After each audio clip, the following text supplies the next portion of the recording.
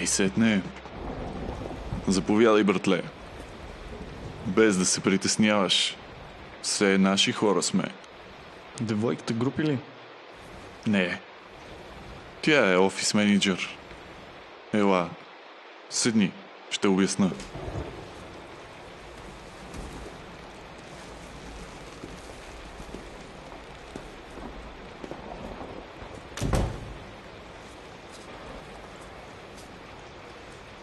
Предполагам, странно е как те завлякохме веднага след участието на малката ти банда, Кубът не строеше. но публиката е поудяла. Чух, че когато си се гмурнал от сцената, си прелетял над всички фенове. И си се ударил в отсрещната стена. Така ли се случи, братле? Така. Как така? Китаристът ме блъсна от сцената, кубът беше тесен. Точно такива хора търся. Видели са и друго. Скаутите ми не пропускат, докато си вдигнал нечуваното фа от трета октава. Един тирбушон се е огънал. Барманът го скрил веднага, помислил, че халюцинира, но истината е, тирбушоните са знак. Спътник на звездите. Този тирбушон те доведе при мен. Кажи ми за какво мечтаеш. Голяма сцена.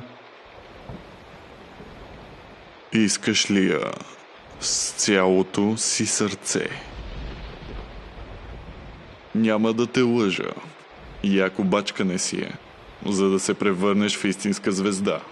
Но усещам, че в теб има онази специална съставка, която намираме в малцина. Не само глас, не само външност, а умението да виждаш света през желанията на своите фенове. Как се постига? Първокожен шлифер, човече. Дълъг и черен, дори да се правим, че видът не е от значение. Ключово е да ти подражават, да не излизаш от мода. После танцовите стъпки.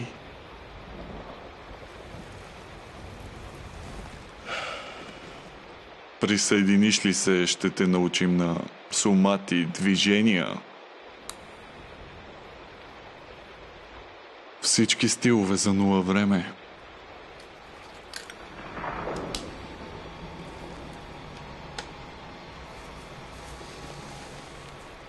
Обаче да те предупредя, животът ти никога няма да е същият. Има ментов бомбон, утешителна награда, ако решиш да се скатаеш от славата и голямата сцена. Но притежаваш ли X-фактора? Бъди избраният! И ще поставим нов ред в музикалния свят.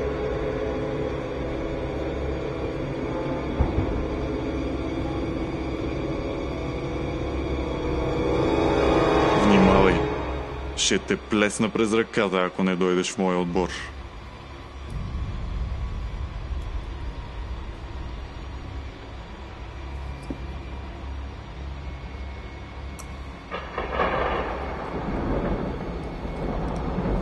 Време е за шоу.